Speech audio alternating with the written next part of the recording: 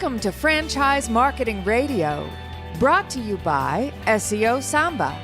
Comprehensive high-performing marketing solutions for mature and emerging franchise brands. To supercharge your franchise marketing, go to SeoSamba.com. That's SeoSamba.com. Lee Cantor here, another episode of Franchise Marketing Radio, and this is going to be a good one. Today we have with us Barbara Blackwell with Chicken Salad Chick. Welcome, Barbara. Thank you so much, Lee. I'm so excited to be here. Well, before we get too far into things, tell us about Chicken Salad Chick. Well, so Chicken Salad Chick started with our founder, Stacy Brown, when she was on a quest to find the perfect chicken salad. When she quickly realized that the perfect chicken salad was different for everyone. So in her kitchen, she went to work creating recipes for 12 different flavors. This turned into a home-based business, which soon became so popular that she could no longer operate it out of her home. And this led to our first restaurant in Auburn, Alabama. And today we have 193 restaurants in 17 states. So when she initially came up with the concept, it wasn't to build a franchise or empire. It was, hey, I got this cool idea. Let me experiment. Let me play around. And then it just kind of organically grew there in Alabama. Yes, absolutely. So she was really just looking for the perfect chicken salad and she couldn't find it. So she started with a couple recipes and she tested it out with friends, family, and neighbors. And then, she would test it out with a friend and they say, well, why don't you add some grapes? Because I kind of like grapes and maybe some nuts in my chicken salad. And then she'd try that with a relative and they'd say, well, I don't really like fruity, nutty. I kind of like spicy. How about some jalapenos? So it really started to evolve from there. And that's when, like I said, she realized that the perfect chicken salad was different for everyone. And she started with 12 original recipes. And that really came from family and friends. So there's a personal connection. So then what was the impetus to say, you know what, this can be a franchise? Well, so when she opened up the first restaurant in Auburn, it was a takeout business unit. She ran out of over 40 pounds of chicken salad in 1 hour. And then every day she would make more chicken salad and she continued to run out. So she looked at her business partner. She says, I think we really have something here. And it became so popular in the community that they really thought they had something that could really be franchised and scalable. So after that first store, then they went on the path to franchise? Well, yes. So they went to find some franchise partners that could help them to, seed the business so that they could then begin to grow and franchise the business. And then from that standpoint, it becomes a different business, right? Like at one point you're selling chicken salad, and the next thing you're selling chicken salad franchises. Well, yeah, no, absolutely. So how did she handle that kind of transition? Well, because it was important for us to maintain the made from scratch element, because we make our chicken every day by hand from scratch. The important piece there was to make sure that we didn't lose that. So a lot was put into how do we scale the recipe among the 12 flavors so that we can maintain that flavor profile. And the other piece was, how do we maintain the Southern hospitality feel that was part of the first restaurant? So those were, definitely some of the components that were factored into the expansion.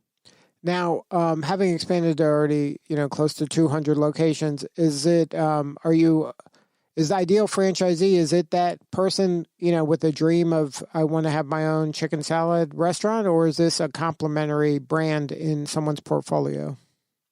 Yeah, so it's a little bit of both, and we have some very unique franchise owners in that many have not even been in the restaurant business before. We have several owners that are husband and wife owners. We have owners that, the entire family is getting into the business. And then we have those, traditional owners where they have other restaurant concepts in their portfolio. So now, from your standpoint, you don't care which direction they come from, or you're looking for more of one over the other? Well, no, I mean, we're looking for someone that wants to get into the restaurant business, but really is getting into it because they really enjoy serving others. They love the Southern hospitality. They obviously love the story, the genesis for the brand, and they want to be a part of that. The other piece is that we're very involved in our communities. So, those people that come on board as franchisees are oftentimes well known in their communities because they're serving their communities in other capacities. So now your role with the organization is the director of catering. How does catering come into play for individual franchisees? Yeah, so catering is a perfect complement for our brand. And so we've been able to scale and grow the program by building a solid infrastructure that makes it very easy for our owner operators to execute this off-premise opportunity. So your job is to do what then? Invent kind of clever ways for them to penetrate the local market with catering options, or are you helping them actually build these relationships locally? Yeah, so I'm pretty much involved in the entire process from a scalable standpoint. So I help develop the menu, develop the technology and under other vendor partners that we need to be able to help our owner operators execute at the store level. Building a website that offers ease of ordering for our customers. I also work with our marketing team to develop social media, digital, and sales tactics for our owner operators to be able to create awareness trial of catering in their communities. And we like the high touch. So oftentimes we're out with samples, visiting local businesses in order to generate trial. Now, for like, what's kind of the best case scenario in terms of the percentage of their revenue coming from catering? Is it a large percentage of overall revenue? Well, right now, I would not say it's a large percentage. Our primary business is our dine-in business. Our catering business is secondary to that. But certainly, we're building that business as a percent of sales. Because that's a great way for them to enhance their sales and kind of minimally disrupting their day-to-day operations, right? No, absolutely. Catering is one of the best ways to drive incremental sales because you're using your existing staff, where you're utilizing the existing, food products that we have. Our chicken salad travels very well, so it's ideal for catering. Our menu appeals to both folks looking to plan social events as well as corporate business meetings. So it doesn't have to be a kind of a business lunch. It could be, like a shower, a wedding shower or something. Oh, absolutely. Every week we're catering baby showers and wedding showers, and then throughout the week we're working with corporate businesses. We're working with churches, medical centers, you name it. Our catering is ideal for every business segment. So now you mentioned the original 12 flavors. How often do the flavors get kind of refreshed, or do those 12 stay the same and then you kind of cycle in seasonal flavors or maybe regional or local flavors? Yeah, so the original 12 flavors are constant to our menu. But what we do is we offer LTO flavors throughout the year. So about 4 times a year, we're going to introduce a limited time only flavor. And so that introduces new product news. Now, while a lot of our guests, they select their favorite, there are opportunities to try something new. Is there a new one going on now?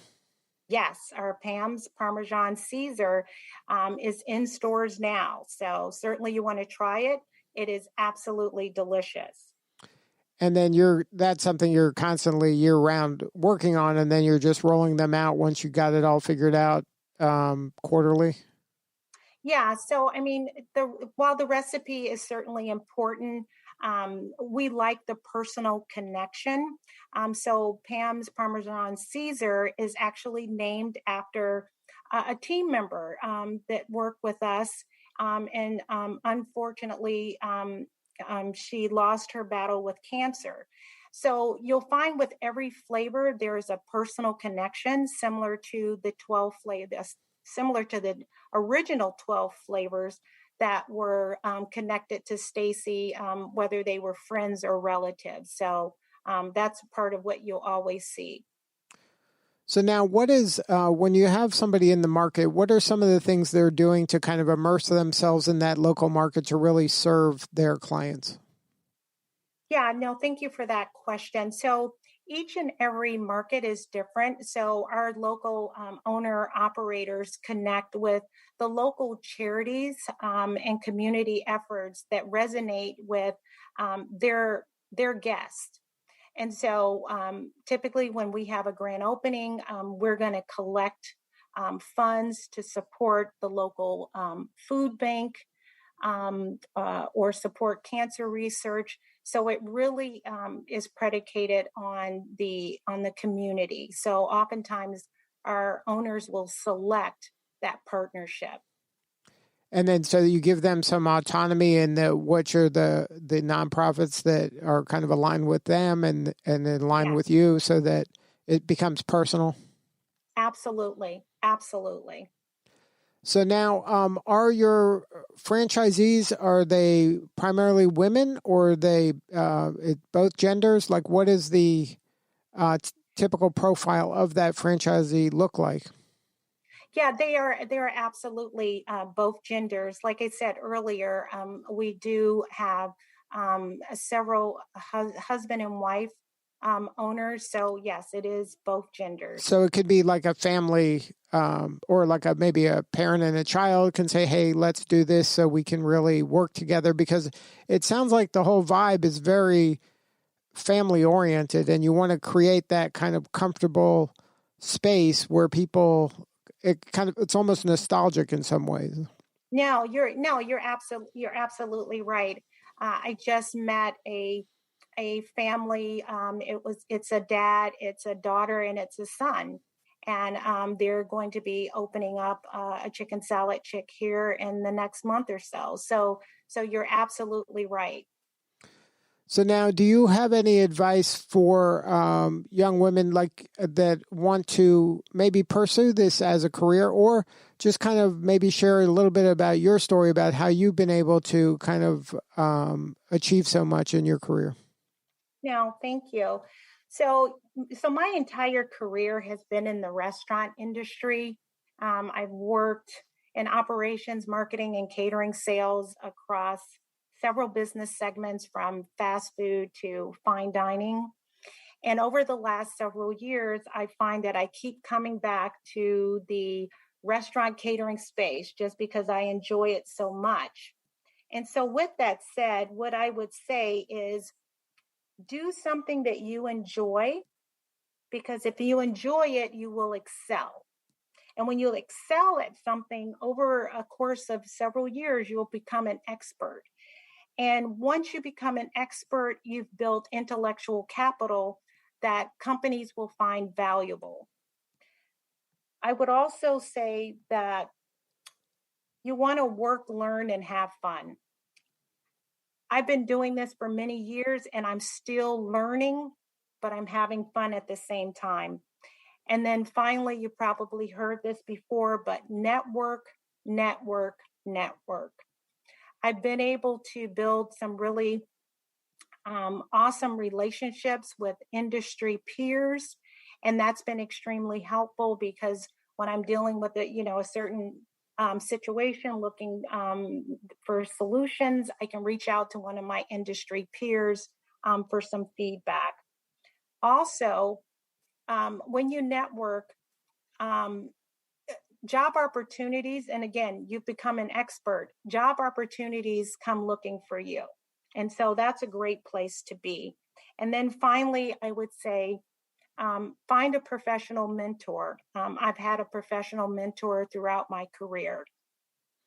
Now, in terms of Chicken Salad Chick, what is the growth plans coming up? Are you bullish, as we come out of this pandemic? Are things breaking your way? Yeah, we're actually opening up a new store next week in Slidell, Louisiana. And we have some other upcoming grand openings in Hopkinsville, Kentucky. So we are planning to end the year with over 200 stores. We have several stores slated for opening next year. And our long-term expansion plan is to have 500 stores by 2025. And then you're building kind of from the southeast outward? Well, yeah. So our stores are located in the southern border, up around the southeast. And then if you come in, we're over to Ohio and down to Texas. So that's our existing territory. We're building out in some of those areas, and then we're going to continue to expand. Well, Barbara, thank you so much for sharing your story today. It's an amazing journey that you've been on, and the impact that you're having on folks is real. Thank you for that. Thank you, Lee. Now, if somebody wants to learn more about Chicken Salad Chick, whether the restaurant or the franchise opportunity, is there a website? Absolutely. Please visit us at chickensaladchick.com to view our restaurant and catering menus, and to find a restaurant near you and find out more about our franchise opportunities. Good stuff. Well, thank you again, Barbara, for sharing your story. Thank you. All right, this is Lee Cantor. We will see you all next time on Franchise Marketing Radio.